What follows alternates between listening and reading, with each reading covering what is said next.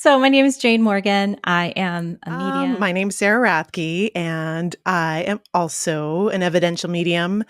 And Jane was my first teacher. She is the person who brought me online. Hi, everyone. Today I'm speaking with Sarah Rathke and Jane Morgan.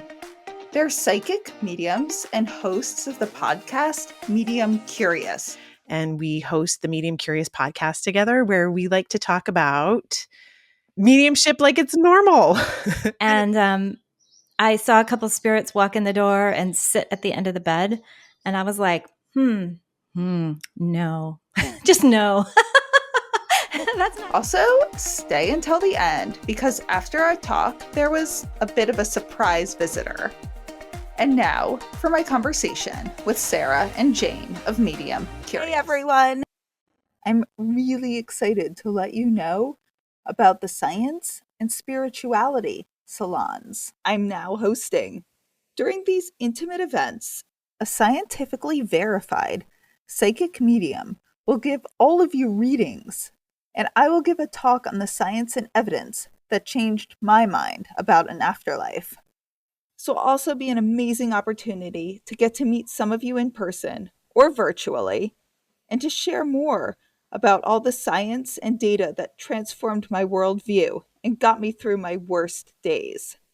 These can be hosted in your home, in a nearby cafe with a private room, or they can even be virtual. I've hosted a few already, and they were really special, fascinating, emotional, evidential. So if you're interested in getting a small group together over dinner, brunch, drinks, coffee, to learn more about the science and to get evidential medium readings, send me an email at hello@wtfjusthappened.net and put science and spirituality in the so title. Much for coming on. And just so our listeners can know, this is their very kindly second time coming on. Just give all of you a little insight into the podcast world. This is like the first time this has happened to me since 2020 and all my years doing a podcast. There's technological crash with my computer and technology, and I lost a couple episodes. So we were all like, it's my dad making us all talk again, because we really all enjoy talking. So thank you so much for coming back, and just introduce yourselves. I know I just read your official bios, but if you just want to introduce yourselves. Sure. I'll start, Sarah. So my name is Jane Morgan. I am a medium. I'm a writer. I'm other things, but primarily I've been a filmmaker my whole life, and I transitioned a couple years ago now into being a full-time medium. And I also do like spiritual cheerleading, spiritual coaching. So those are kind of what I'm up to these days, along with writing a book and trying to figure out how to walk this life, man. That's what I'm up to. What about you, Sarah? My name's Sarah Rathke, and I am also an evidential medium. And Jane was my first teacher. She is the person who brought me online. And I have loved doing a podcast with her. And we host the Medium Curious podcast together, where we like to talk about mediumship like it's normal.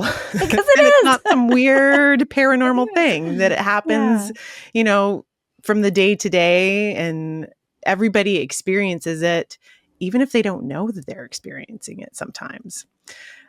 So that's what we do. And I'm also a mom of 3 kids. I also am a classically trained musician. I play in orchestras. And that's about it. Wife, mom, PTA Wife, president. Mom. Yep. Dog mom. Extraordinary human being. That's what Sarah is. Yeah. And we love doing this podcast thing, and we loved having you on, Liz, if I can just jump to that right away, because we got the pleasure of interviewing you a couple months ago now, and it was one of our favorite episodes. Thrilled when you say, will you come back on? I was like, yes. Oh, good. The violence went away. Good, I was too. Oh my God, you're being very kind. I was so nervous. I was like, I feel so bad. And there's like 2 more people I still have to tell. It was 3 were lost. And I first reached out to you guys. Oh no. And I'm like, I'll tell one at a time. I'm going to ease myself in. But I'm like, you guys are podcasters, so you'll understand the most, I hope. Oh my God. We've had to record episodes. You had so to we get too? it. We totally, yeah, Okay. we totally understand. 100%. Yeah. Technology is weird, especially with mediums. Yes. Technology can be super weird. So no worries. We're happy to be here. Yeah. It always seems to be like, actually, not all the ones that crashed because that was just like an issue with my technology, but I've noticed with like near-death experiencers and having 2 mediums together, I think has made things extra weird, you know? It's just energy. It's just energy. Just energy. Yeah. And I loved coming on your podcast, and I'll put the link to that episode in the show notes too. And Awesome. I'm going to ask you both, when did you both first realize you were mediums? Well, I'll start. I actually thought maybe it was a possibility way back about 20 years ago, and when I was in my early 30s, and I honestly had a situation where I was learning how to do like Reiki, like energy healing work, and I saw a couple spirits walk in the door and sit at the end of the bed, and I was like, no, just no. That's not interesting to me. I don't want that. And so I kind of like ran away from it for a very long time. And then I actually had a tragedy in my family where my nephew crossed over, and I wound up seeing him clairvoyantly seeing him at the funeral. And then I could start to hear him. And so that I feel like he is actually the one who invited me to this work. And I credit my nephew with being my angel in this way, like inviting me to this work, helping me understand how important it is. And then I was off to the races, just studying with anyone I could get my hands on. And that's how it all began for me. Thank you. Sarah? Well, I never thought that I was a medium. I didn't actually know anything about mediums, and I'd never thought about it. I never thought it was a possibility until 2015. My very best friend lost her son, who was the same age as my oldest child. And we kind of went down the medium rabbit hole together. It's like, where did he go? How could this healthy, beautiful child be here 1 minute? How is he not here the next? You know, there's no way that he could be gone. We know that he's still here. And she ended up getting a reading from Laura Lynn Jackson, who was a family friend. And it kind of just blew our minds. We're like, wow, there was so much evidence. There was so much proof that he was still around. He was proof that he was actually sending signs that she was receiving and didn't know what they were. And actually that he was with her because he was giving examples of things that she was doing in her life. So obviously his consciousness was still around. And I had never thought about this.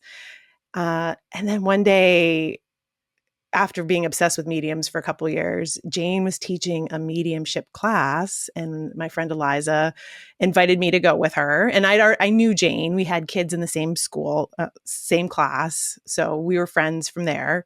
And I was like, sure, let's go. I'll go try mediumship. Let's see what happens. And lo and behold, in that class, Jane, we'd done a bunch of practicing exercises, a bunch of meditation, and then the time came for us to sit and bring through our first person. And I was actually paired with Jane because there was an uneven amount of students in the class. And I said, I'm so nervous, Jane. Jane said, you're going to be great.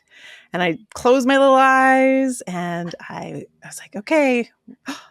And all of a sudden I was aware of somebody, and he showed up and he seemed really like I don't know, sheepish, like apologetic. And he showed me himself as bald. And I was like, I'm seeing somebody. And there's like no way I'm seeing anybody. There's no way this is actually real. There's no way that's happening. And as I started describing him, James like, yes, I know who he is. And all of these things started coming through that I didn't know. How could this possibly be? Like, I knew where he was from. I knew that he was into Shakespeare. All these other things I had no clue before I tried doing this were suddenly in my awareness.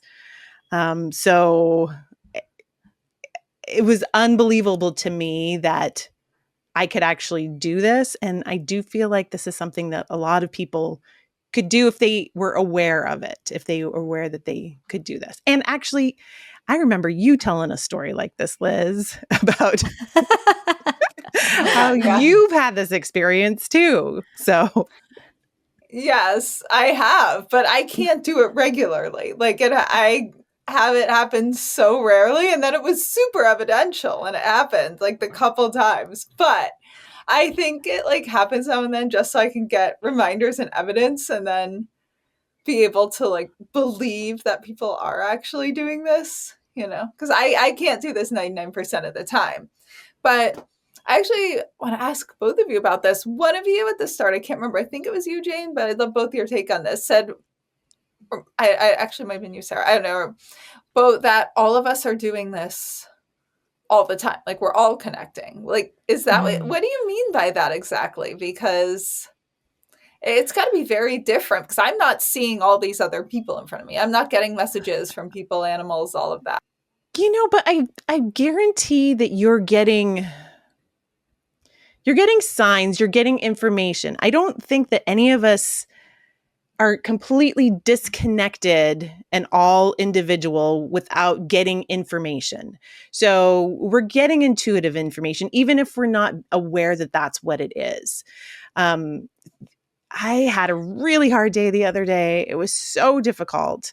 I was in such a state. I was talking to Jane after it, and immediately within an hour of having this big, huge event that felt so traumatic to me, I got signs from each of my grandparents, all four of them.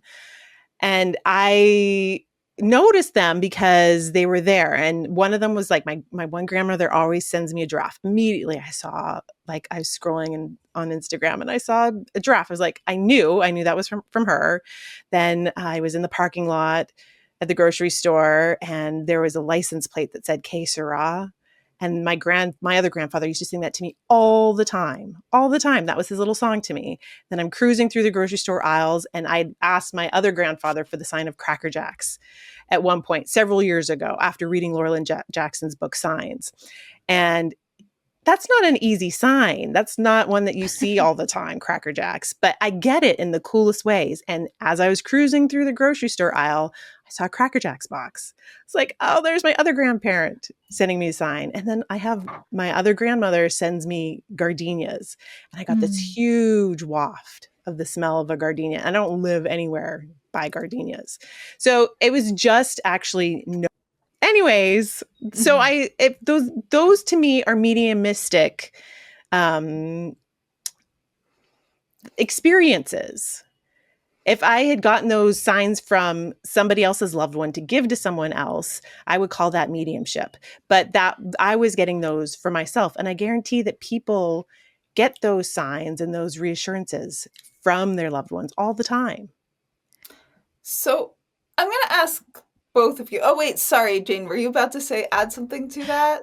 Oh, yeah. I mean, it's kind of like I see it almost like a filter. Like you have to kind of rack focus to see those things. Like Sarah's awareness that giraffes would be significant. And she keeps it, I want to say, like at the top of her consciousness, like she's looking for them and expecting them. We actually do an episode about every season on our podcast called the Monarch episode, where we're kind of playing off the moth, right? Where on the Monarch episode, we have our listeners call in with these exact kind of stories. And they are mind-blowing, like where you can ask your either spirit guides or your loved ones on the other side, like, y'all, I need help. Can you send something through? I mean, I've had like rainbows on demand. I've had all kinds of crazy stuff happen, but that's I think largely because I'm expecting it, I'm looking for it, and I feel like it's almost like this is my relationship with the everything, with reality. And so that's why I think, and this is a lot of what we're trying to do on the podcast, is like open up people's minds to like, there's so much magic. That butterfly that just went by and you thought about so-and-so, and then they like came right at you. Or like I was talking to Sarah the other day and she was having a hard time, and this butterfly like buzzed me and flew straight at the screen. And I was like, okay, who was that? Like that doesn't happen. So anyway, I just think it's somewhat, it has, you have to align your belief system to the fact that this stuff can happen and will happen. And then it does in my experience. So my concern though about that is, how can you tell? There's, what's it called? The Bader-Meinhof effect, where you, like the frequency illusion. As soon as you learn a new word, suddenly you hear it everywhere, but it's probably always there. It's on the top of your mind. Or every time, you want to see something, you're suddenly more aware of it. So how do you tell the difference between those two? Well, I think the frequency of it, in sets. So I always kind of think that if something is in a set of 3, then that to me is proof that it happens. And this happened to be a set of 4 when I was getting all of those 4 signs. And K Sarah on a license plate, that to me seems pretty epic. I don't think I've ever seen a license plate with K Sarah on it. So that made me super aware that I need to be on the lookout for the other signs, because I needed them in that moment. I was asking for help. I was like, okay, guys, I need help. Please help me. I need support right now. So I do feel like looking for things in 3s or in patterns or in signs. But I totally know what you're saying, Liz. Like it's sort of almost like, you can assign meaning to anything, right? Like I had a roommate when I first met my husband. I was in my 20s. It's 11/11 in Hawaii, and I am assigning meaning to that right now. I always love 11/11. I feel like it's Caleb always visiting. So we used to, we were really into this way back then. And she would be like, an ambulance just went by. I think it's because I was thinking this thought, or an airplane just went over, and that means this. And my husband, who's very funny and very dry, he'd be like, you're 2 blocks from the hospital and you're under the flight path. You know what I mean? So there's like a quality where you can, you have to kind of find that balance. But I think Sarah did a really good job of explaining, like, it's sort of like I believe, you kind of beam out a question or you beam out a request, and then the universe will deliver it back. And then if you're just in normal waking life, like my grandmother, who Sarah has brought me really close to, because she brings my grandmother through so much, which BT dubs, Sarah not only brought through my ex-boyfriend, who I didn't want to talk to, but I was like willing to talk to him because this was her first mediumistic experience. And now we're friends again from the other side. And then my grandmother came in, and she had these incredibly important messages. And she comes through for me as a monarch butterfly.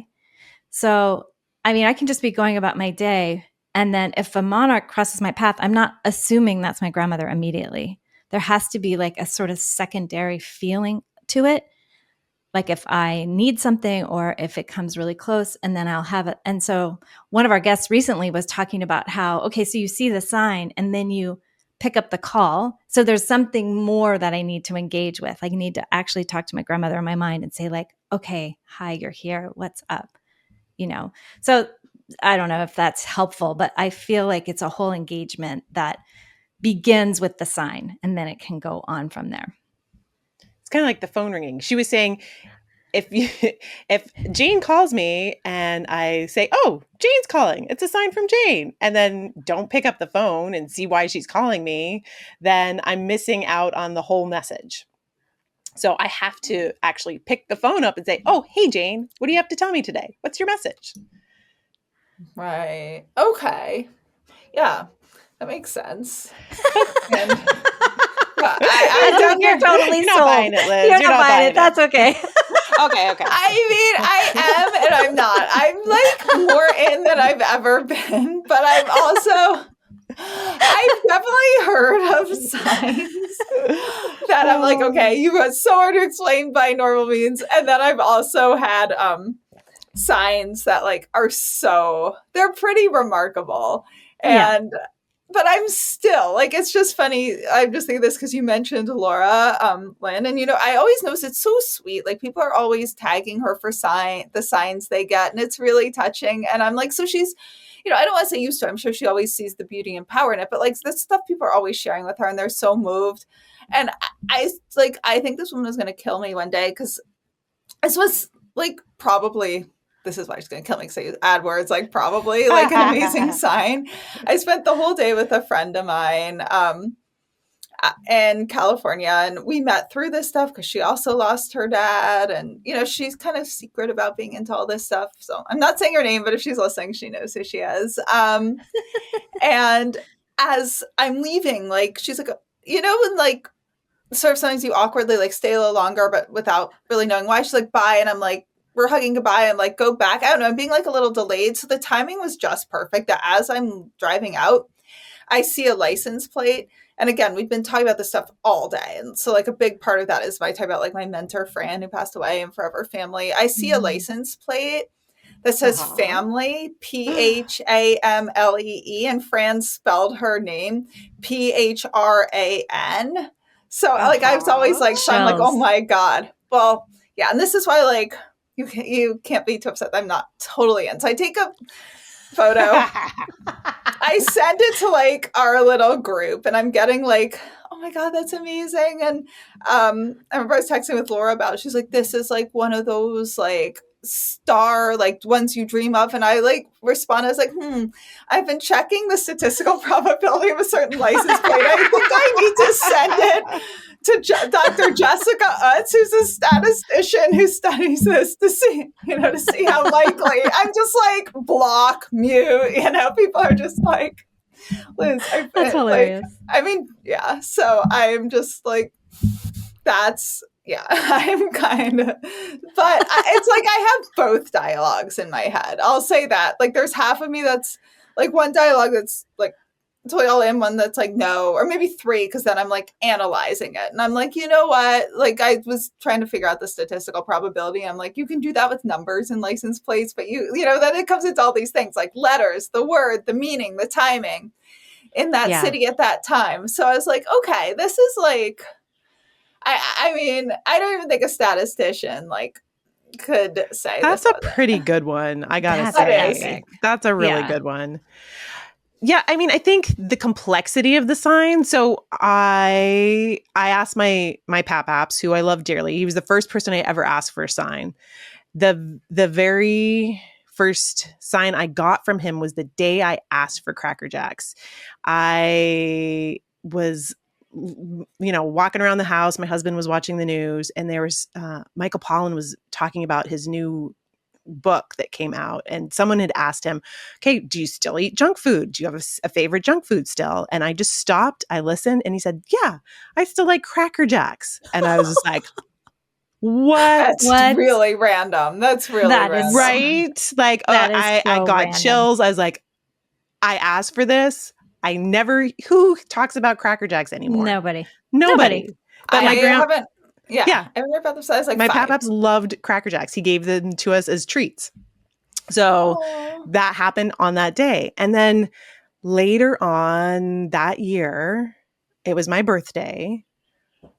We walk by an antique place. In the window on my birthday were 3 boxes of Cracker Jacks stacked next to each other. I looked at the time. It was 7:17. The time, which was my birthday time. At that time that I walked by, saw the 3 boxes of Cracker Jacks, 7:17 on 7:17. That was like your exact time. That's pretty cool. That's right. Pretty good. We got to give it up for Pap. We got to give it up. I'm impressed. Yeah. I mean, so that's the beauty of signs. Sarah, your story about your husband's dad and it taking many years to get. Oh, yeah. That's an amazing story. Yeah. So my husband, who's a lot more, I think, critical of this stuff, or had been, he asked his dad for a dragon and an anchor together. together at the same time. And it was He made years. it really hard. Yeah, it was really hard.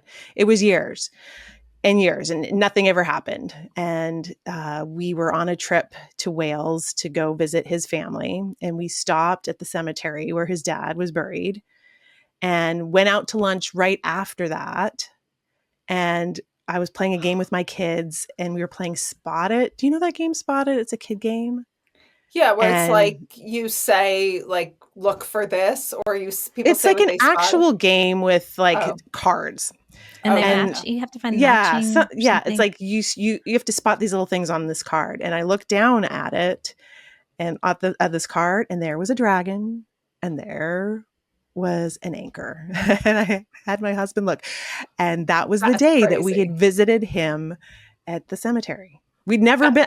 My kids had never been there before. That was the very first time, because we had to travel all the way to Wales. Yeah.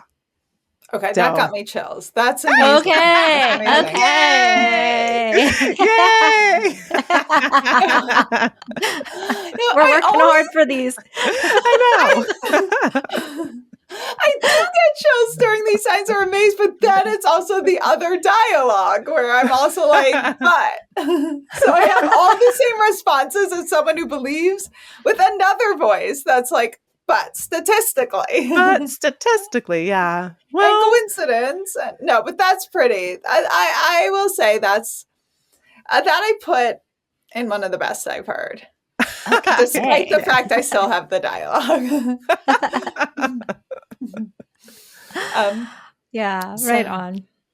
So then I want to ask, I'm backing up a little. So you were talking about your experiences, like you were talking about, Sarah, for example, like the smells and smelling, you get scents. I mean, and then Jane, you were talking about like one of your first times you were seeing the person who passed. Like, how can you tell really the difference? Is it different, say, smelling the flowers, seeing a person from the other side than is seeing me? Like, how are you not like, oh my fucking God, there's a human sitting on my bed right now, as opposed to like, Jesus, oh, how there's sweet. Liz. This is my,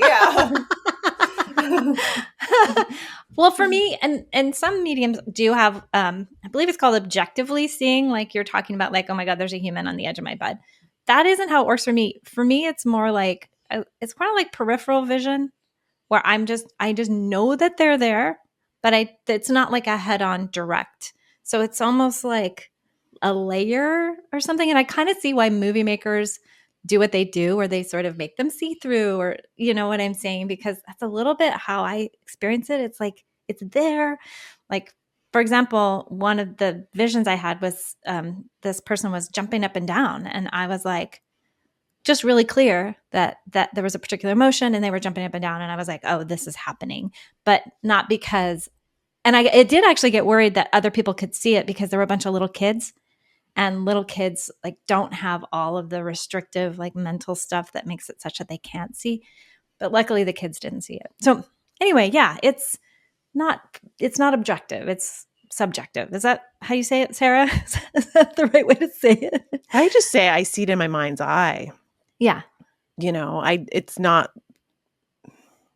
It's like you're seeing with your imagination, which I guess makes it hard, Liz, because then you hear the word imagination and you're like, oh, isn't it all in your imagination then?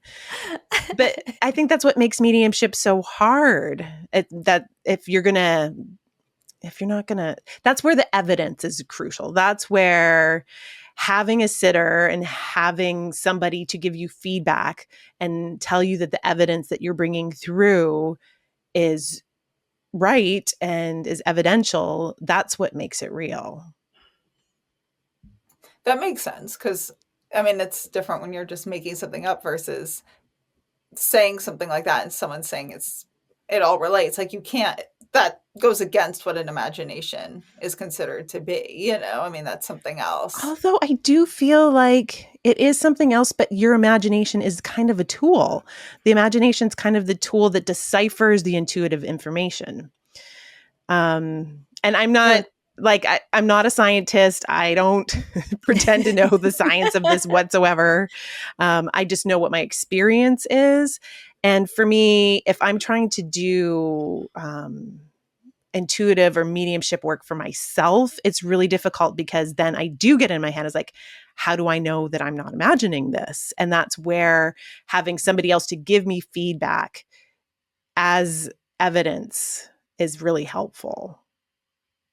And if I could tag on that story that I shared earlier about the event where I was at the funeral and I saw the person. So that same day I was at like an after event and a young girl and I started chatting, and that girl and I realized that we both saw the exact same thing, which was the deceased was sitting up high, sitting next to Jesus in my quote unquote imagination. I was like, oh, look, there he is with Jesus. So he's okay. So I felt better. Like I was like, oh, good. He's with Jesus because he was a Catholic kid. And I was like, that's probably who he wants to hang out with right now. Like, you know, I don't know exactly who I'm going to hang out with when I cross over, probably unicorns. But anyway, then I go and I meet up with this girl and she tells me that she too saw my nephew and Jesus up high at the church.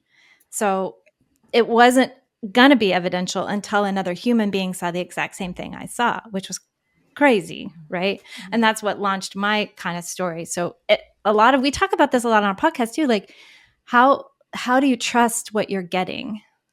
And with your big old science brain, Liz, I think that's gonna be hard.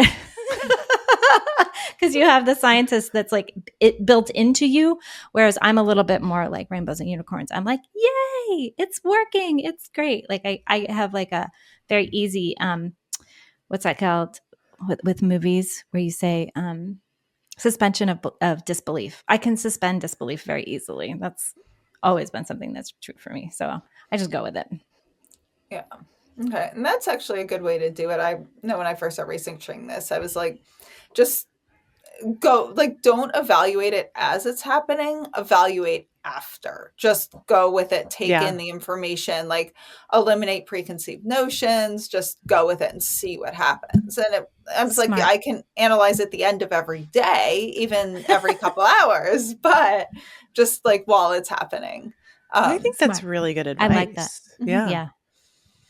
Have you noticed that since you've been getting readings, Liz, that as you've changed your belief system around this, that your readings have developed into a deeper way? Like the evidence that you've gotten has gotten deeper?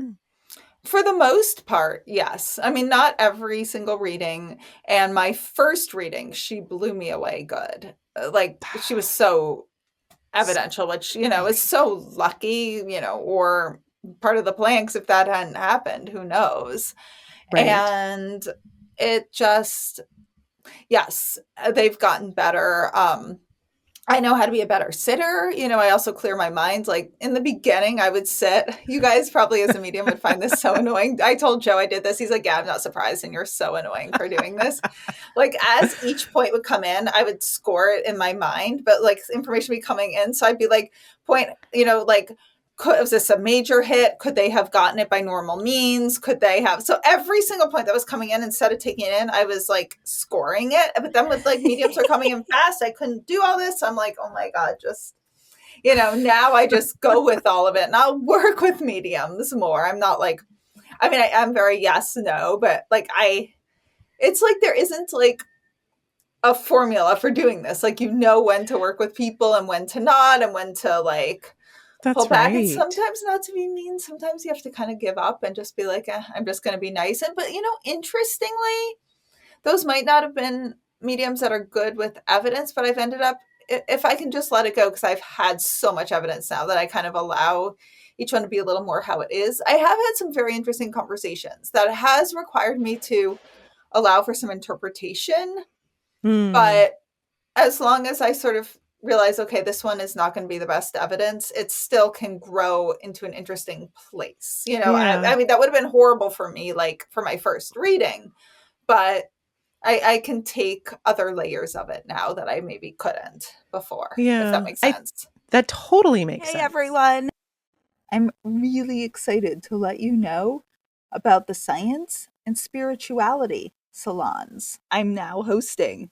During these intimate events, a scientifically verified psychic medium will give all of you readings and I will give a talk on the science and evidence that changed my mind about an afterlife. This will also be an amazing opportunity to get to meet some of you in person or virtually and to share more about all the science and data that transformed my worldview and got me through my worst days. These can be hosted in your home, in a nearby cafe with a private room, or they can even be virtual. I've hosted a few already, and they were really special, fascinating, emotional, evidential.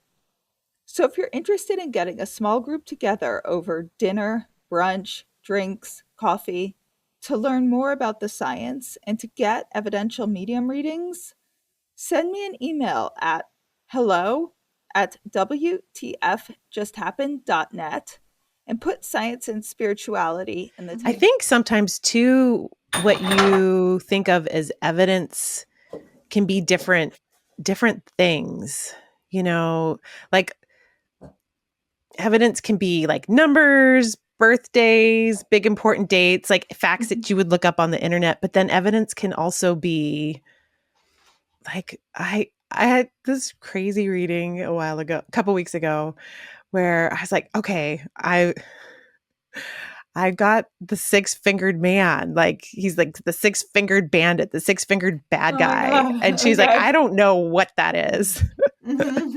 And then later on, she's like, yeah, well, I was watching The Princess Bride, who has like the six-fingered, who is he? Like the bad guy is like the six-fingered. Yeah. Yeah. And she'd been watching that. So it's like, that wasn't anything that I could find online, but that's evidence that her communicator was right there with her. So like, evidence slips in funny different little ways. Names are always great bits of evidence, if you can pull through a name, but those don't always come through clearly either. Yeah. Jane, you and I were doing a demonstration, and I went back and I listened to the recording, and I got the name, but that was not the name I meant to say, which was wild. Whoa. Yeah. So I was like, okay, I have someone, like, I think I got the profession right. And then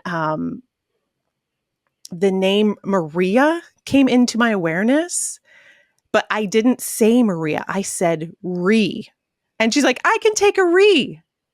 That was not the name that I had been thinking, but that was the name that came out you said of my like Rhea mouth. Or something like that. Yeah, I think it was Rhea. And yeah, but that was not what I was like. So it's just so interesting how this all happens.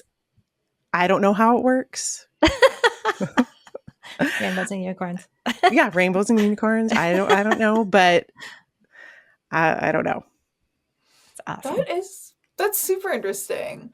Do you feel it was like, I don't know, this is how I'd picture that, like they're pressing into your brain, names like Ree, and you're hearing Maria, like they're pressing in, and then they're hearing you're not getting it, and somehow they're like bypassing getting to your vocal cords in some way, Yeah, totally.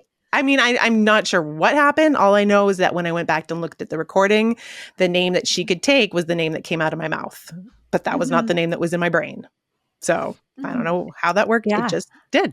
And so I remember that too, because right afterwards you were like, Maria, and I was like, no, that's not what you said. And so, I mean, we talk about this a lot in this craft of like getting the heck out of the way.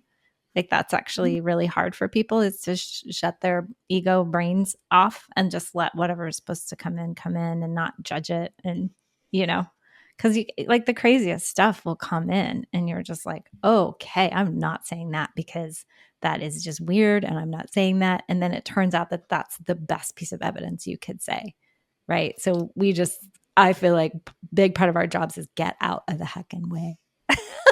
Get out of the way. So do you think like that's one of the main things that makes the difference between mediums versus not like brain structure, but just some way, like they have less of that internal voice, like in some way, or internal analysis or dialogue? Yeah.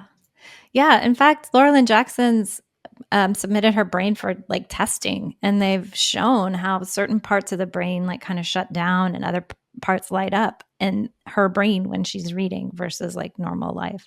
And that is something that we like in development of mediumship, is you are looking to find different altered brain states so that you can have less of the frontal lobe, less of the processing, less of the analyzing, basically. Because if you can, so there are like, this is why mediums have to meditate, and this is why they have to, keep working on their states of consciousness and pray and whatever the heck it requires, because it is brain states. Yeah, I really believe that, actually. Interesting. Yeah. Oh, yeah. And you mentioned about Laura and the brain scans. Just for all of you guys listening, I talked to the researcher. That's Dr. Jeffrey Tarrant. Definitely is one of them. I don't know if she's done others. So I'll edit in an episode number for you guys to listen to. Oh, right on. Here for any of you listening. Of course you have. Of course you did. I love you. I want to go back and hear that one. I haven't heard that one. Oh, I'll send it to you too. So good. Yeah. Love that. Have either of you actually participated in any science, or are you interested in participating in research at all? I haven't. No. Not yet. I would love to. I think I'd you're be so both into it. so like open and curious. I think you'd be great, So I don't know, Liz. I always have this fear. I mean, I think being a medium requires a lot of self-reflection and a lot of self-development. And I think as people, and especially as mediums, like that feeling of, I don't like self-esteem and self-worth. It's like every time I have a reading that doesn't go well, it's like, oh, boo-hoo, kicking myself and be like, I'm not really a medium. And then be like, just hold on, Sarah. Like go back and listen to that demonstration. Let's just like give yourself some love and compassion, because ultimately I think we all need to do that for ourselves and to give us love and compassion. So back to being researched. No, I guess the fear is like, that woman's not a medium. Look at her brain.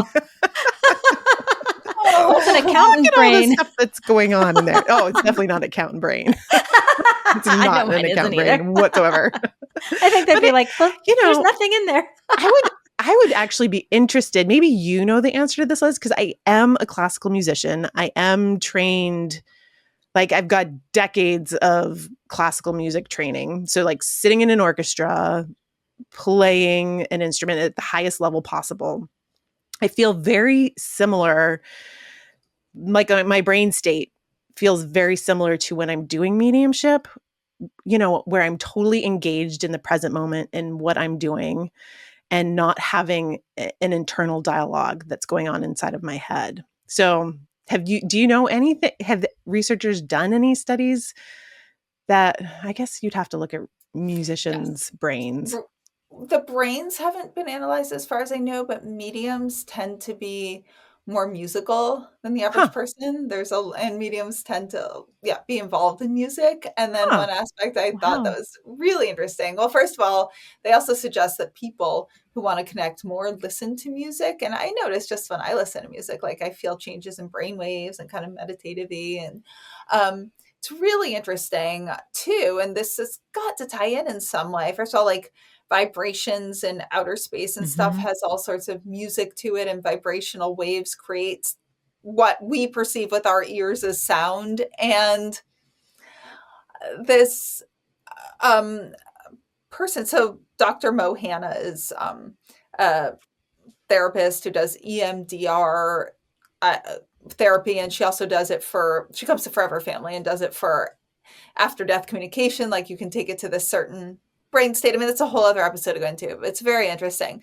But nevertheless, she gave us the name of a musician who'd had a near-death experience, and he heard certain music on the other side. And you hear of people who experience that a lot, hear music, and he can't replicate it exactly, but he said he's done the best job. It's like a sense of what it's like. And people will say they feel like they've almost become part of music when they're on the other side. And I'm like, this makes so much sense. And I have sort of a theory about that. So like, not music specifically, but I've been thinking, like, obviously I have no idea how this actually all works, but it's like all of our sensory input is waves, like sound. It's not like a literal thing is sound. It's like a type of wave and Uh-huh. like wave frequency that our human ears combined with our brain are tuned in to perceive. And then all the interaction of that is how we perceive it as sound. And we use it for communication. Same with sight. It's like light waves, colors themselves don't exist. It's like the light waves bouncing off things that then interact with our brains in this tiny spectrum. And we have to be in a certain distance and we perceive that as colors. And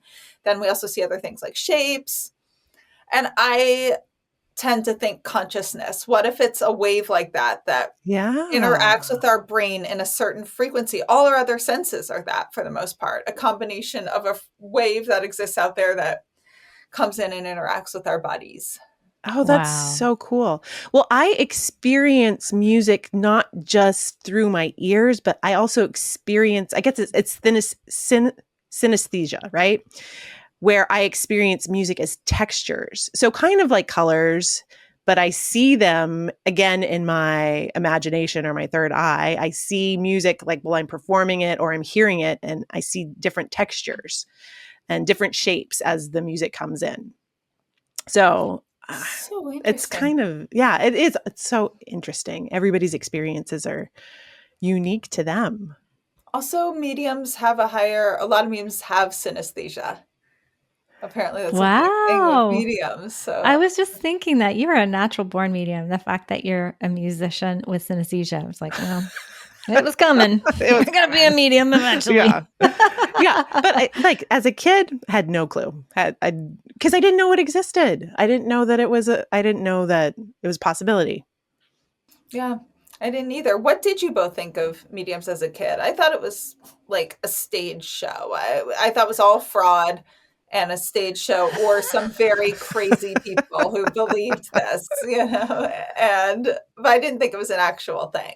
What did you both think? It was not even in my awareness, really. I don't think I ever hung out with anybody that talked about it, so I didn't even really know. Yeah. Well, I was the kid who would go to the library and get all the books on witches and all the books on warlords and all the any magical or kind of fantasy books.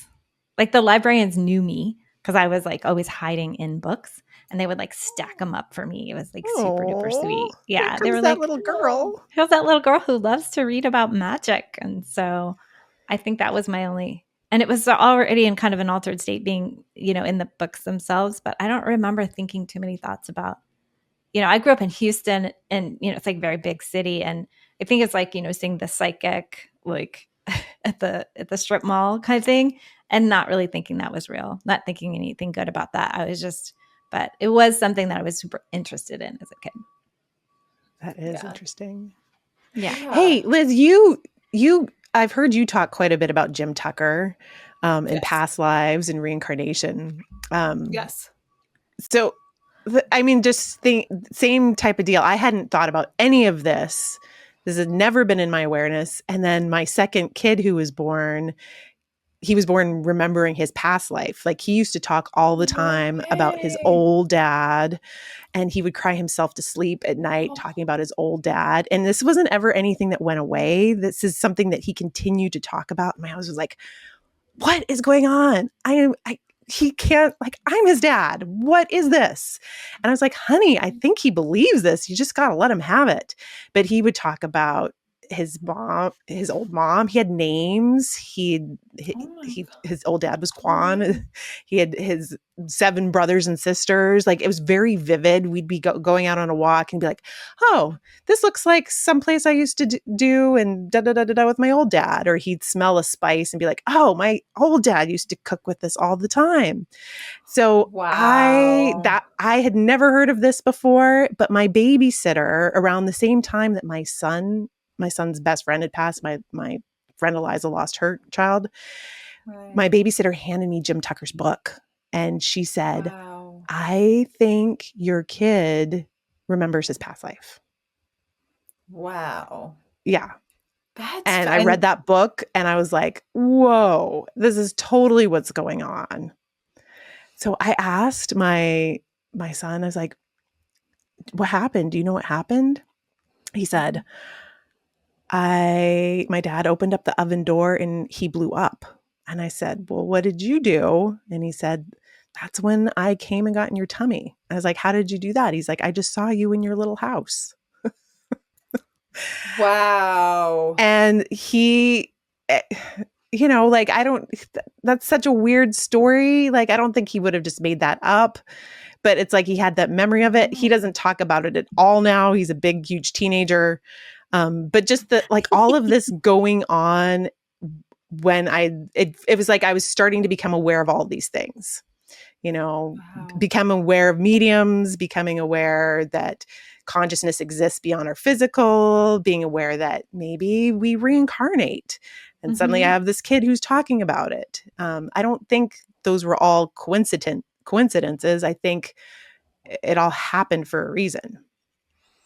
Yeah. Wow. Yeah. Especially if he picked you. And, it's interesting because one thing that's a little consistent with the kids, it's interesting that he just picked you. He didn't have that whole near-death experience he shared of going the other side and life review, but that might be why he remembers it so much. And maybe, dying so young, it was like just not even leaving and having the whole, it's like just from one life to the other without the processing. And I wonder how many of the people who remember their lives so well kind of skip that whole in-between stage. And maybe that's when people die young and unexpectedly, and maybe they weren't supposed to. Like, I know there's theories that everything's like planned, but I still believe in like human error and coincidences and, not, just existing as a human.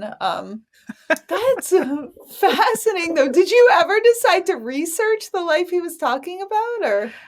I poked around online, but there was nothing that I could really grasp onto that was, good old Google wasn't able to supply anything that seemed solid to me. So who knows? I don't know. But it was his experience, and I'm glad that we listened to him. I talked to him about it, and it's like, yeah, I'm sorry you miss your old dad. You've got a new dad who loves you so much. Oh my God. Yeah. So sweet. That's very sweet. Oh my God, that's fascinating. And, it's fascinating that would happen before you knew about all this stuff, and then. Yeah, it was happening right.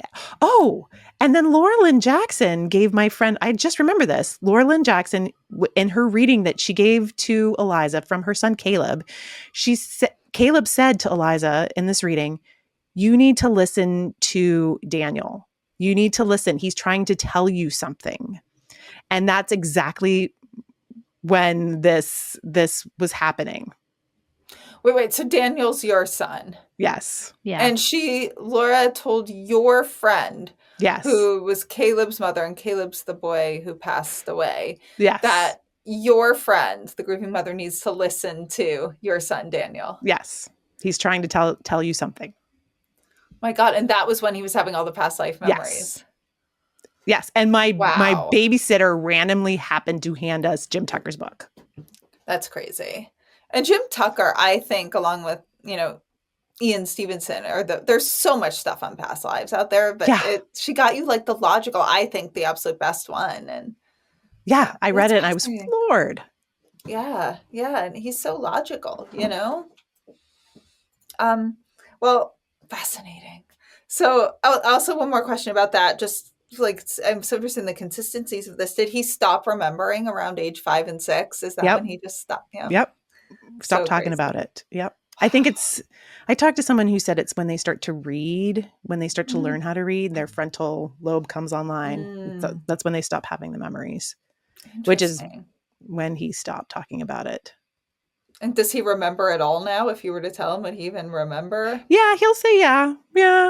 But, he's a teenage boy. Yeah. He doesn't want to spend his time on his past life. Yeah. He's fully in this life now. Yeah, that's good. Yeah, 100%.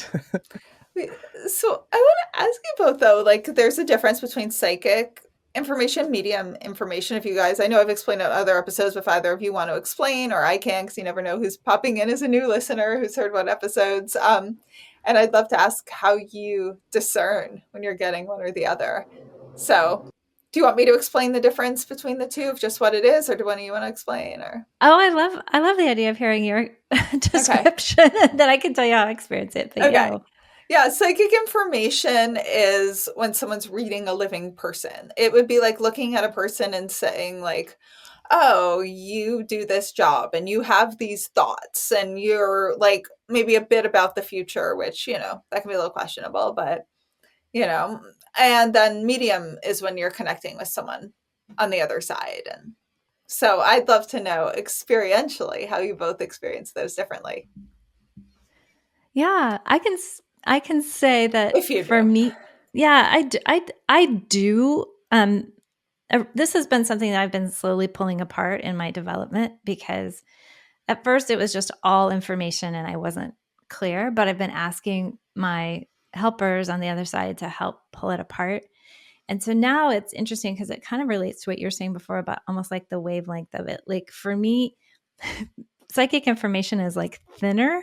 It's like less weighty, or it's just lightweight, and it's sort of like, for me, like I say, I'm doing a reading with you, Liz, and you're looking at me on this computer.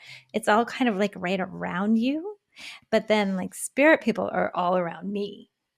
So like and usually they kind of show up in one part of the room. So if like I was, although when I was speaking to Peanut, she was everywhere. But anyway, it's sort of like really bad speakers versus like Dolby surround sound. That's how I would describe it. Thinner, less information psychically. Bad Not less speakers information. is the psychic. Bad Yeah, speakers like is the psychic. Okay. yeah, it's just it's information. It's still there. It's just thin and tinny. Whereas like with mediumistic information, it's like surround sound and got bass. It's kind of a weird way to describe it, but It's a music analogy. I like it. yeah, you can go with that. Interesting. Okay. What about you, Sarah? Is it the same or no? Oh, that's a funny question to me, because I didn't actually realize that I could do any psychic work at all. I mean, I was so doing the medium stuff first. And that I remember doing a couple practice circles where they were asking us to do psychic readings. I was like, I can't do this. I don't know how to do this. And it felt very different to me. So when I put my energy out there for mediumship readings, I just like, it feels like it's going out further, like in a big, round, gorgeous bubble. But psychic information feels like it's much more grounded and down to earth. And when I'm moving towards it's like Jane kind of described it a little bit. I tend, when I'm doing readings, not to go psychic. I try to get it all mediumship. And if I'm getting information, I always feel like it's coming from my spirit communicator, unless I am connecting with them first psychically. But I usually always go initially to spirit, because I feel like I developed primarily as a medium before I started playing with my psychic abilities, if that makes sense. Yeah, definitely. Jane. Okay. I think this is more a question for you, Jane. I told you listeners at the beginning that there's going to be a little surprise, like extra at the end, and it involves Jane giving an unexpected reading to an animal that popped in at the beginning of what was just going to be our podcast, our second time recording the podcast, which is maybe just probably why it happened. Yeah, maybe this animal caused all this havoc just to make sure it was timing where it makes sense for her to come in. But how do you experience the difference between humans and animals? You were saying you really love reading animals. Oh, yeah, I really love reading animals, and my experience with the animals is they're very clear and direct and matter of fact. Like they're just so much less complicated than humans. So like an animal will press something through and it just feels easy. It feels clear. And my theory, and I have no idea, and you can check this out with science, but like animals, from what I understand, communicate telepathically right? So then like the communication with an animal would be really easy because that's how we're communicating. Whereas humans don't know how to, generally are not telepathically trained. And so this was like one idea. A lot of it could just, of course, be the instrument, the medium, and what their capacities are. But for me, speaking, readings with the animals, whether they're on Earth or on the other side, is just the most delightful because they're hilarious and adorable and so much fun. So yeah, that's my experience. I love it. Sarah, do you read animals at all or have any experiences about that? They're not my forte. I mean, they'll come through in readings, but they'll never be the primary communicator. So like I'm like, oh, I've got a dog. It looks like this. They're popping through and can you recognize this dog? You're like, oh yeah, that was my dog. I actually, I just had a quick memory. I was giving a reading to a woman and the dog's name Peaches came through. I was like, okay, this is going to sound weird, but can you understand a little dog named Peaches? She's like, oh my God, that was my best friend from years ago's dog that knew my son. But that's so weird that this dog is coming through now. But sometimes they'll just pop through, but they're never usually the main communicator. But I think they come through as evidence, and they always come through with so much love and so much adoration. Oh, yeah. Yeah. And sometimes like I'll hear them come in. I'll hear like the little pitter patter feet on the wood floor, and I'll hear like the jingling of a collar. And that's how I won't even see them. I'll be like, okay, do you have a dog in spirit? And then they'll be able to recognize, yes, I do. Because I can hear them like around the person. Aww. My dog just stood up and demanded to be let out. So I'm going to do that really quick. No, I love your podcast. I had so much fun being on it. You've had some of my friends on it. I believe you just had Joe Perret on. Yes, we love him. He's coming up soon. Yeah. Oh, is the episode? Okay, I can't wait to listen. Yeah, I'll give a shout out on our social media too. Oh, so, thank you. Who would be like your dream guest if you could have anyone in the world? You. We've had you on it already. Honestly, Jane and I were talking about this. We're such big, huge fan of yours because you're doing the work for us.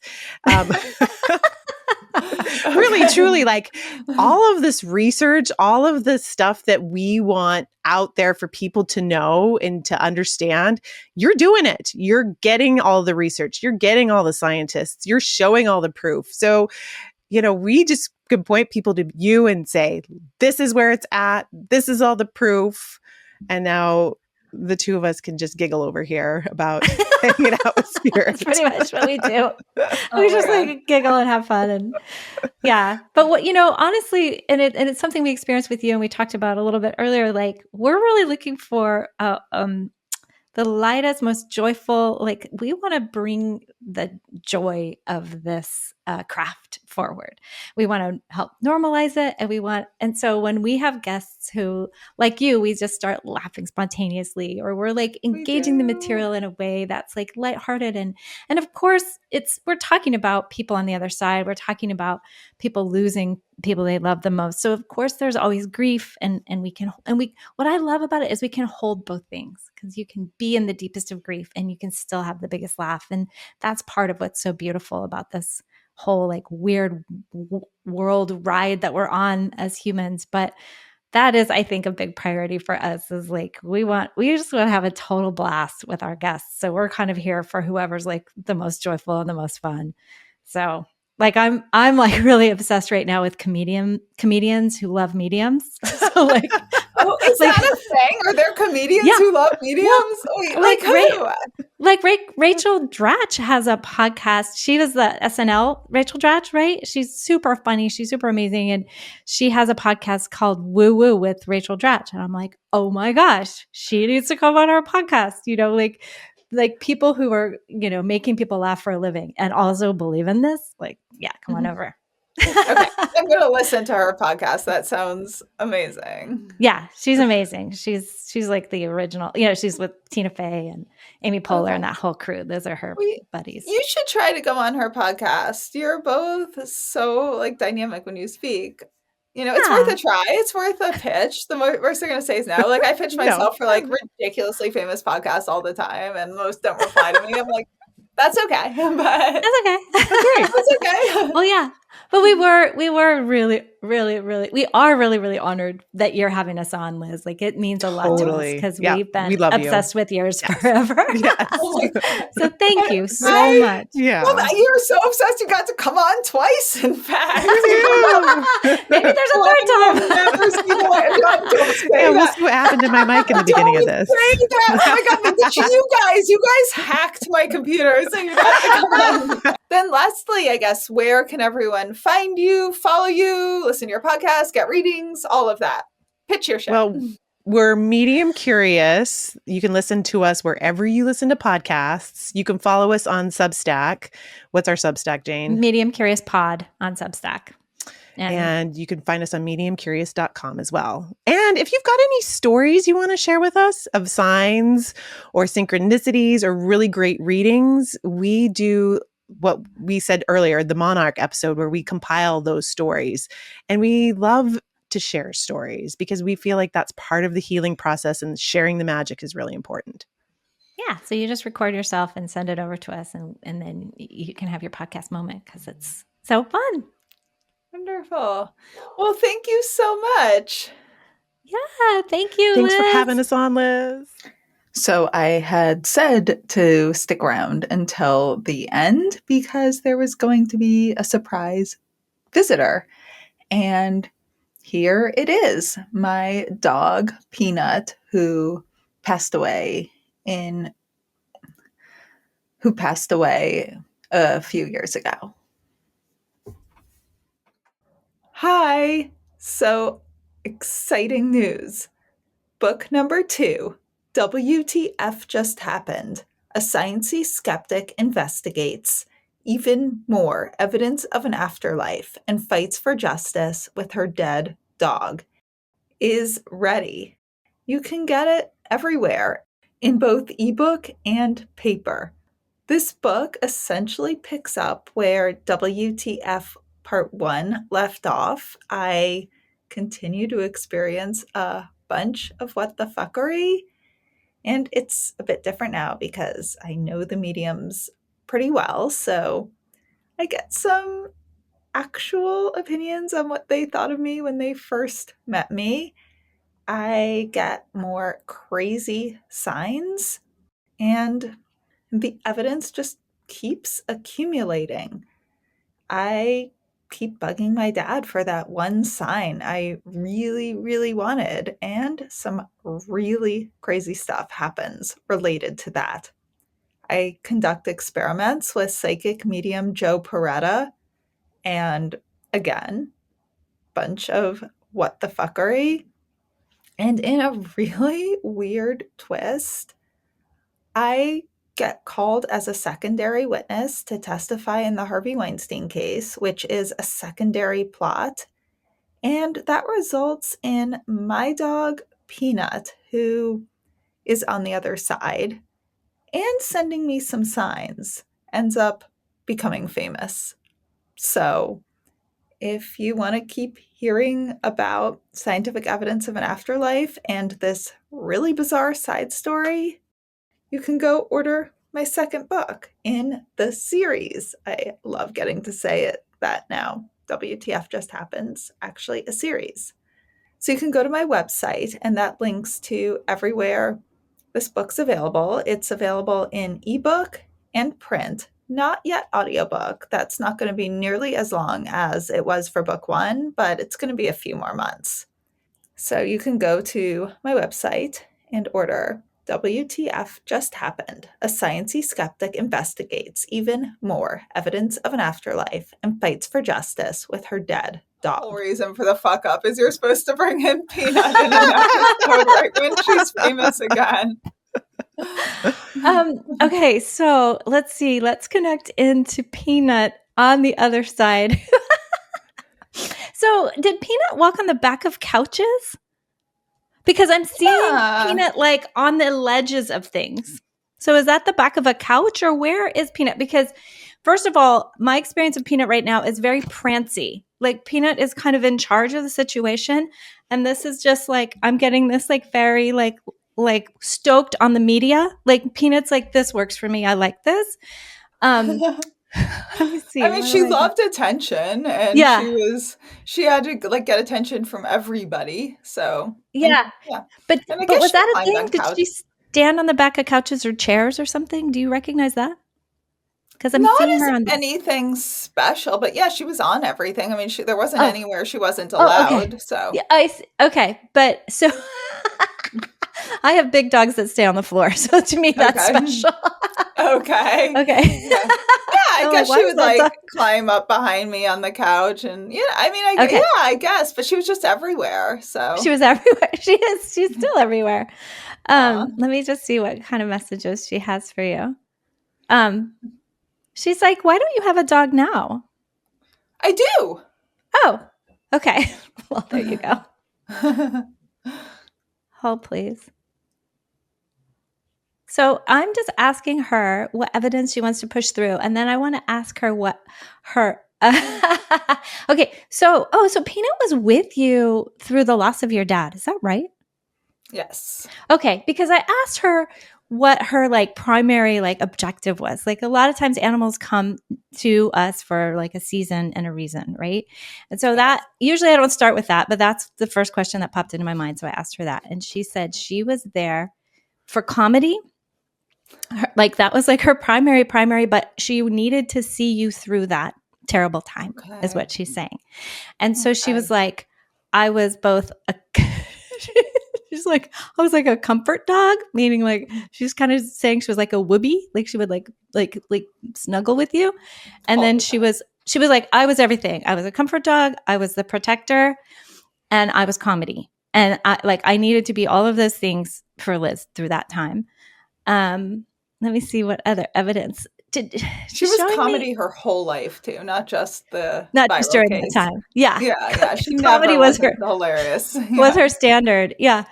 But she's showing me like a red collar or red. I don't know if it's like the whole rig or there's something red that she's wearing that she really liked. Now I don't know. I don't know what that. I don't know, but she just keeps talking about the color red. So I don't know if you recognize that as a blanket or a collar, but I'm seeing that something that she wanted to talk about. She's like, did you ever dress her? Did she ever wear like shirts or something? She wore clothes sometimes. Oh, okay. Okay. That's what she's talking about. Yeah, that's hilarious. Because nothing I feel red, especially, but there were like red blanket. I mean, red would make sense. I mean, not like major, oh my God, but like, yeah, there was a room that had a lot of red in it that in my family. Yeah, no, I feel like it's on her body. And I feel like it's body. And I feel like it's in a picture. So I think it's gonna pop to mind or you're gonna see it after this. I did find the photo Jane was talking about. And I forgot Peanut had a red leash and harness. They were an extra set, and I actually didn't usually put her in it. I usually had her in her pink one. And I found a photo, and she's wearing it on the beach. And that photo was from just an especially fun day. She loved the beach, and I loved taking her there. Let's see. She's like, I love life. I love life. And so she was like, that's what I brought to the room. And that's what I brought to Liz and her parents. And she was like, I was like, that's so cute. You know how some animals are like seeing eye dogs or whatever? She was like, I was the joy guide. And I'm thinking, knowing you, the little bit that I do, I'm like, well, Liz is already joy incarnate. Like that is Liz. Oh but she was like, yeah, we were a team. We were like a joy team. And again, she emphasizes that she needed to be there through this time. And so she's saying that, so I was asking her why she said you don't have a dog now. And she's saying that so is this a male dog now currently? Yes. Yeah, she's like, I don't really like him. That makes sense. She didn't like any other dogs, really. I mean, she was scared of all dogs. Oh, So fucking no. sorry. She was making me laugh so hard. Peanut. I'm not shocked. Okay, thank you. That would make Yeah. sense. Yeah, Yeah, it's she like, didn't want to. I didn't like him. I think he's fine. If that's what you want to do, you know what I mean? Like if that's what you want to do, that's fine. But that's not like a real dog like me. I'm sorry, it's just making me laugh so hard. Oh my god! Oh my goodness. She Okay. said not like her. They're like almost. They look so alike too. That's the. Oh, funny that's so funny. She's just like kick. She's just like, no, I don't like him. Oh my god, I'm sorry. That is hilarious. Oh my god. She so likes funny. that she's coming back around in the media. She wants to keep that going. And like she that. loves, yeah. And she's like, and I mean, I think we all feel this way. Every woman on earth is like, I love that I shamed him. I'm sorry, that's not evidential, but it does. Oh really my makes god, me that's laugh. so funny. That's still so funny. Oh my. Because she like loved all people so much, so it's so funny she chased and scared him. Yeah, she's just like, that guy was not right. And then there was like, so did she know Joe, or who's the male that she's talking about? There's like a male that she wants to talk about that she really liked. And I feel like this is a friend of yours, and we just met Joe. So I don't know if it's Joe or if it's another male friend, but she's bringing up someone. She didn't ever meet Joe, though Joe and I became friends. We're starting to become friends, right? Like when Peanut was in like the end of her life. But we go on about the male. This could make a lot of sense. Tell me. Okay. If you can get anything. Yeah, I mean, she's showing me a beard. Do you understand a beard with this person? It's really funny. Or facial hair. There's No. sorry, this is hilarious. It was the one I'm thinking of, though. It's not the one you're thinking of? No. Okay. I don't think so, unless it's like recent. Let me look. I've got to look now. I'll edit out like if it's so long. I'm sorry. I know we can close this here pretty soon and get on with it. Serious. Given you're okay with it, I mean, no, I love talking. I mean, your time. Peanut is very. Oh my god! Wait, he has facial hair now. Like unique facial hair. Oh my god, it's like sort of a unique shape. If it's the one I'm thinking of, I'll have to tell you guys this story because it's really funny. Okay, yeah, she just she likes him. She really, really likes him. She's like, he's got the same joy vibe. She's like, I approve of this person. Yeah. Oh my god. I wouldn't say they have the same vibe, but when I tell you the story, you're gonna laugh so hard. Yeah. Well, I mean, there's it's so cool what she's showing me, and I can relate to this because I've been trying to find this in my life right now. Like, there's a certain, like, the way the three of us immediately got on and started laughing. Like, I feel that's a very special quality that a lot of humans don't get that. Or I'll just say I don't have that with everyone, and when I have it, I get really excited. And so I think that's the zone she's pointing at, that there's like a giddiness that you can find with him, or there's just something really good in that, like, zone of giddiness. But anyway, she's like, story, but that's her personality completely. Okay, amazing. Yeah. So I think we could close, but I'll just say, I mean, she loves you so much. She's like, I want to come back. I want to come back. Let's boot this other one. Let's just see him. You know. No, I love this other one as much as her. I'm sorry to say, we're not. Oh no. She's like, no, it's fine. She's like, listen, it's fine. I'll put up with him because I want to be with you. Tell her I'm sorry to say, Peanut, I love him as much. They're out of all the billions and billions of dogs, you're the two I love the most. But I love them. That's amazing. I'm sorry. No. Let me just see what she wants to say about that. She's so cute. She's like, I'll figure it out. I'll figure out how to love him. It's worth it. I just want to be with you again. Does she love the cat? Does she love my cat though? Hold on, let me ask her. She's like, here's what I'm hearing, Liz. She's like, we'll work it out. That's what I'm hearing. It's like, we'll work it out. Okay. Yeah. She loves cats, but she loves she was like, we called her my first cat, or the cat that I had with her. We called them the twins, and they were inseparable, the same size, same color. So she might just not And then when that cat passed, I adopted another cat that overlapped with her for a little while. And it was like she was so sweet to that cat, but it wasn't the same ever. You Right. know, They didn't have I that always same say she love. couldn't be. Yeah, it was hard for her to be here without the cat. Yeah, that was a soul. I see now. I see there was like a soulmate cat, that other one. Yeah. It's just really cute. Like, she feels like popcorn to me. She keeps like popping up and she keeps saying Yes. she's saying like, whatever, I'll do it. I'm here. Bring me Yes, back. that was her personality. That was her little personality. Yeah. Yeah.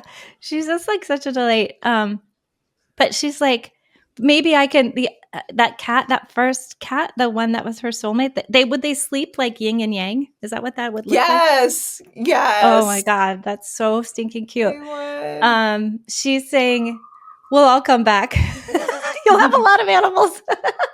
Aw, I could do That's so that. cute. I could do that. Yeah. She's like, we just watch over you. That's what she wants you to know.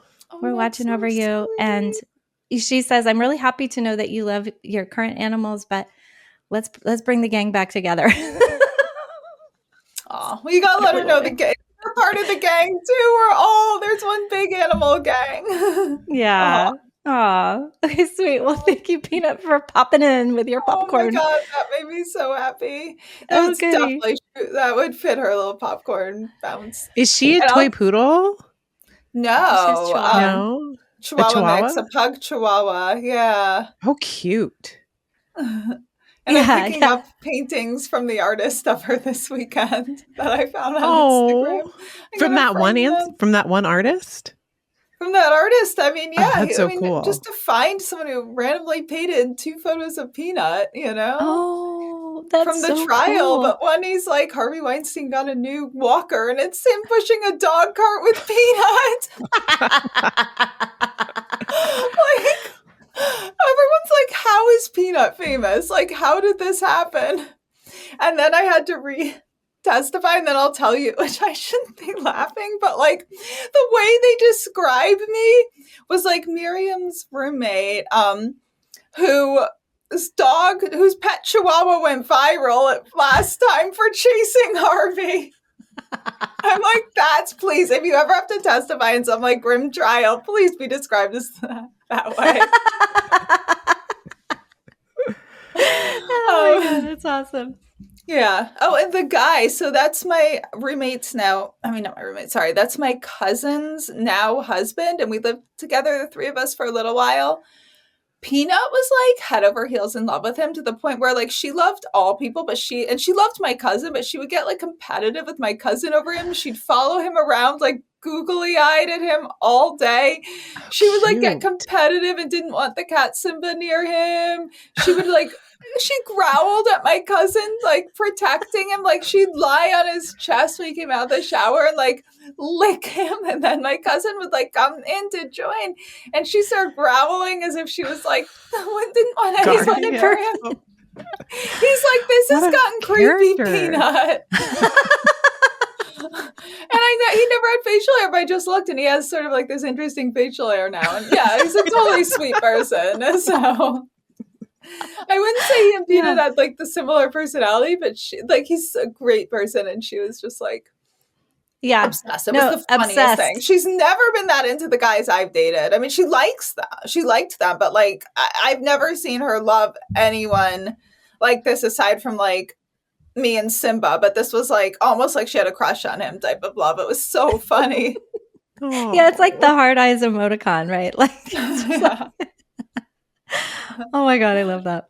And I love that she pushed through the facial hair to talk about right now. You know, that's amazing. Yes, that's so funny. And that's kind of evidential because I'm like, he has like something like this really unique sort of facial hair now. And he's always like sort of hipster. So I'm like, hip facial hair. Yes. So I was like, I gotta see that.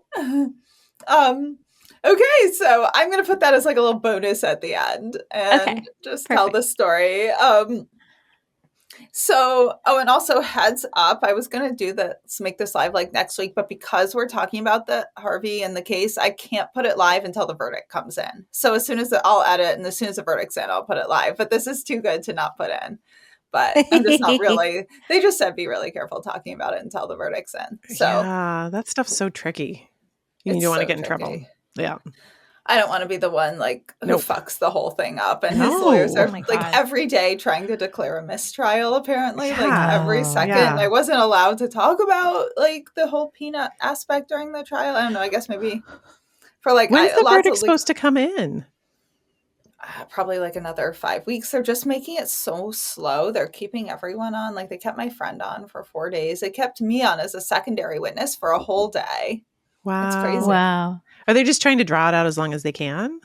I don't understand. Maybe, Yeah. maybe. I mean, he's Or still maybe- such like a powerful guy. I know, like no one else in the world would be able to get this Yeah. without that kind of money would be able to get this verdict overturned, so. Ew, I don't go know. Peanut. I was just Go going to say, Peanut. Peanut's like, no, Yeah. that's not happening. I'm going to chase Yeah. him right out of this. Yeah. Yeah, Peanut's there. Peanut's doing her part from the other side again. And Yep. we have a joke with Pickles. We're like, Pickles now. You got to go bite Trump. You got to go scare Trump. That's on you now. And then instead, Pickles will like chase like the sweetest dogs, just like bigger than him. He'll be like, rah, rah, and try to fight dogs. Or like he tried to fight a seeing eye dog once. And like, oh my God, no. Is he no. a Chihuahua mix too? We thought he was. We thought he was another pug Chihuahua, like Peanut. But then I did Yeah. DNA tests, and he's a Pekingese pug, Japanese chin. Wait. This is gonna. Pickles, come here. Oh yeah, let's see Pickles. I want to see Pickles. Pickles, come here. He's like half asleep. He's like, I heard Peanut saying bad things about me. And Pickles, come here. Pickles, come here now. Come here. Come here, cutie. You're gonna get kisses, I promise. Come here. Come here. Why are you being all shy? Come here. Oh, come here, my darling boy. Oh, the Pickles. He's the cutest thing too. Oh my God. Oh, come on. Hi. So Hi, cute. Pickles. Oh, your little white face. I can't. Oh, We what a always- young into the sweet microphone. pee. He's so sweet. He and Peanut are both like the sweetest things you could imagine. We always joke about Pickles where he's like, I just chased the seeing eye dog. Where's my page 6 article? I get to get my articles now for chasing the seeing eye dog. Oh, Right? So cute. little baby. Sweetness. Yeah. I love dogs. Oh. I don't hear them. Aw. I don't hear them like Jane does, though. Aw. Oh, that was so cute. Okay, so now we can get it. That was such a nice surprise. I so appreciate that. Genuinely, though. Thank you. Oh, my pleasure. I love talking to animals. To get more information on what the fuck just happened, go to WTFJustHappened.net. There, you can order my book, WTF Just Happened, A Sciencey Skeptic Explores Grief, Healing, and Evidence of an Afterlife. You can learn all about how I came to conclude that there most likely is an afterlife, but you can also learn about the early stages of my grief and the amazing, fascinating people I met along the way. You can read about how much I harassed the mediums and scientists trying to get evidence to see if the mediums were cheating and see if what everyone was saying actually was true. You can also subscribe to our newsletter to stay updated on any new developments and any interesting new what the fuck updates. So if you enjoyed this episode, please rate and review us wherever you get your podcasts. It makes such a difference, especially for a new podcast like this one. And if any of you have had a crazy what the fuck yourself, have any questions, feedback, or just want to say hey, reach out on either Instagram at WTF_just_happened_, or email me at hello@WTFJustHappened.net. I love hearing from all of you. It makes my day hearing your stories and questions and feedback and all of it. And remember, you don't have to draw any final conclusions as you wonder, what the fuck just happened?